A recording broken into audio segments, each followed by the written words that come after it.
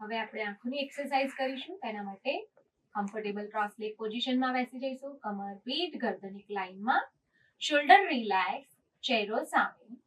સૌથી પહેલા આપણે આઈબોલને અપ એન્ડ ડાઉન કરીશું. આંખો મોટી ખુલ્લી, આંખને ઉપરની તરફ, નીચેની તરફ, up down, up down.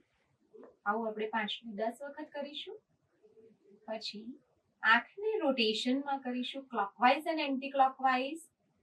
12, 3, 6, 9, 12, 3, 6, 9. Anti clockwise 12, 9, 6, 3, 12, 9, 6 and 3. હવે આંખોને આપણે અપ એન્ડ ડાઉન કરીશું. Right side up and left side down. બંને હાથને થંબને જોવાનો છે, પણ ફેસને ફેરવવાનું નથી. ખાલી આઈબોલની મૂવમેન્ટ આપવાની છે. આપણે right up, left down, right up, left down, right up and left down. હવે આને સ્વિચ કરીશું આપણે. Left up, right down, left up, right down, left up, right down.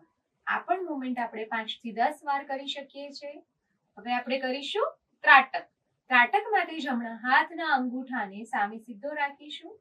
ફક્ત આંખોનું ધ્યાન તમારા અંગૂઠાના ટીપ ઉપર છે.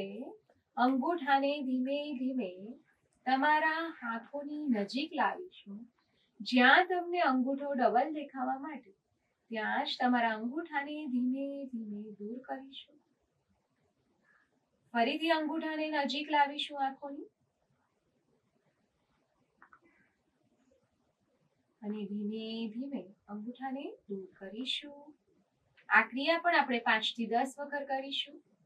દરેક આઈસ એક્સરસાઇઝથી તમારા આંખોનો તેજ વધે છે, ચશ્માના નંબર નથી આવતા, આંખોને લગતા રોગ દૂર થાય છે. આઈસ એક્સરસાઇઝ પૂરી થાય પછી બંને હાથનું ઘર્ષણ આપીને આપણે પામિંગ કરવાનું છે. બંને હથેળીઓને ખૂબ ઘસવાની છે. ગરમાહટનો અનુભવ થાય એટલે બંને હાથને આંખો પર મૂકી અંદર આંખોને પટપટાવવાની છે. એ ઉર્જાને ગ્રહણ કરવાની છે. ધીમેથી આઈઝને રિલેક્સ કરવાની છે. અત્યારના છોકરાઓનો સ્ક્રીન ટાઈમ બહુ વધી ગયો છે, જેનાથી દરેક જણની આંખોને ખૂબ નુકસાન થાય છે. તો તેમાં ખૂબ ફાયદો કરે છે.